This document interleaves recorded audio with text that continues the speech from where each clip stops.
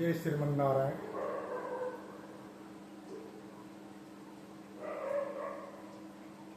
भगवान श्री राम वन जाते समय अपनी पत्नी भगवती सीता के जीवन की अनुकूलता को ध्यान में रखते हुए अयोध्या में ही रहकर अपने श्रेष्ठ जनों की सेवा करने की आज्ञा देते हैं। भगवती सीता भगवान श्री राम के इन आज्ञाओं की अवज्ञा करती हुई अपने बन जाने के औचित्य की बात समझा रही है। कह रही है, पतिहीना तुजा नारी नौसा सक्षति जीवितुम कामम एवं मिधम रामत्वया मम दिदर्शितम। जिय बिनु देह नदी बिनु वारी तैसी नाथ पुरुष बिनु नारी। हे आर्यपुत्र, आपने ही कभी कहा था कि पतिव्रता स्त्रियां अपने पति के विक्षोभ को सहन नहीं कर सकती और जीवन को समाप्त कर देती है। आप मेरे जिस कल्याण की रक्षा, मेरे जिस जीवन की रक्षा की चिंता करते हुए वन ले जाना स्वीकार नहीं कर रहे, तो मैं समझती हूँ कि अयोध्या में रहने पर जो आशंका आपके मन में है कि वन में जाने से मेरे जीवन पर संकट आ सकता है, तो वन में आप रहेंगे तो मेरे जीवन पर संकट आए या न आए, आपके विक्षोभ में अयोध्या में तो संकट आएगा ही आएगा। मैं अपने जीवन की रक्षा नहीं कर पाऊंगी। मैं आपको विश्वास दिलाती हूं कि आप यदि मेरी बात की अवहेलना कर अकेले वन चले गए तो मैं विषपान कर अपने जीवन को समाप्त कर दूंगा। वन के दुर्धर्ष प्राणियों से मुझे भय की आप संदेह बतला रहे हैं, तो मैं आपको यह बात पूछना चाहती हूँ आपसे, किं त्वामन्यत वैदेह पिता में मिथिलाधिपः राम जामातरम प्राप्य स्त्रियं पुरुष विग्रहम्। आपके प्रति मेरे पिता के मन में जो अनुराग उत्पन्न हुआ, आपने विश्वामित्र के यज्ञ की रक्षा कर विश्व में कोई भी राजा जब रावण को चुनौती को स्वीकार नहीं कर रहा था, उस समय ताटका सुबाहु का वध कर मारीच को सागर के दक्षिण तट पर भेज रावण को चुनौती आपने दी। उपेक्षा की पीड़ा सहती हुई अहिल्या को पति से पुनर्मिलन आपने कराया। ये सारे आपके शौर्य और शील की चर्चा जब हमारे पिता महाराज जनक ने सुना, तो आपके प्रति उनके मन में अनुराग दृढ़ हुआ और आपने धनुष की प्रत्यंचा को चढ़ाने के क्रम में धनुष को तोड़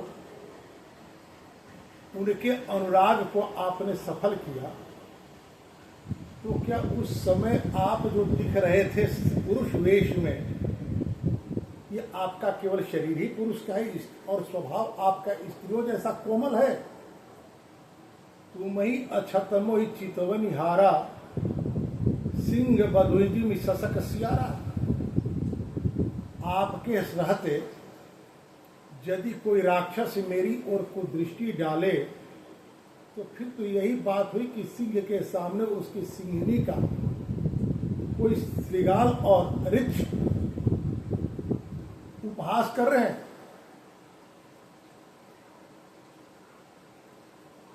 मैं आपको यह विश्वास दिलाती हूं कि द्युमत सेन सुतम वीरम सत्यवंतम अनुव्रताम सावित्री बीवमान विद्धि त्वम आत्मवशवर्तिनी।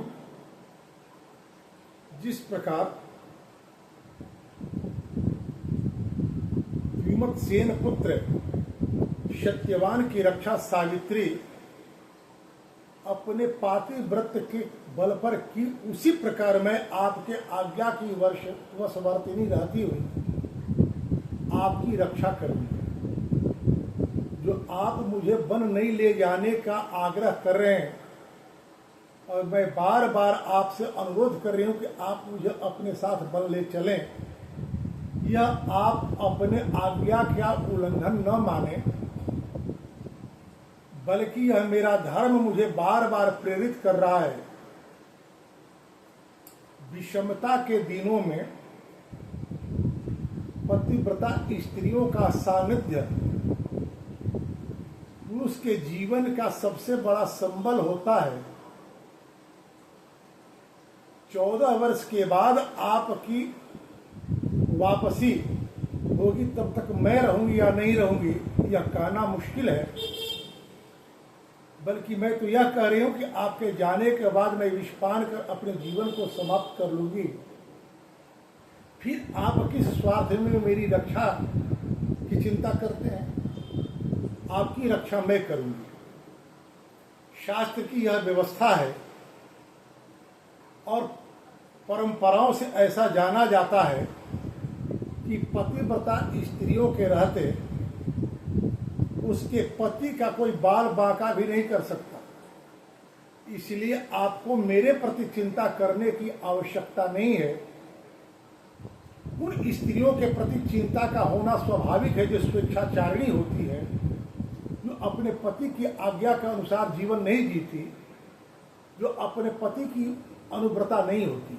मैं आपकी अनुवर्तिनी हूं, आप मुझे बल ले चले।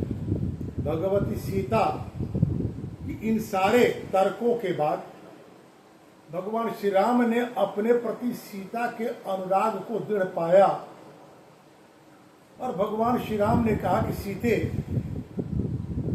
आपके बिना स्वर्ग का सुख भी मुझे स्वीकार नहीं है। आप वन चलने के लिए उत्सुक हैं, मैं भी आपको वन ले चलने के लिए तैयार हूं। और इतना कहकर लक्ष्मण के माध्यम से सुजग या आदि ब्राह्मणों को बुलाकर भगवान श्री राम ने दान दिया और अयोध्या के यात्रा की तैयारी में ये सीता, राम और लक्ष्मण सन्नद्ध हो गए। जय श्रीमन नारायण। धन्यवाद। चैनल को सब्सक्राइब करें, लाइक करें, कमेंट करें, शेयर करें। सीता चरित्र अभी आगे और चलेगा। जय श्री राम।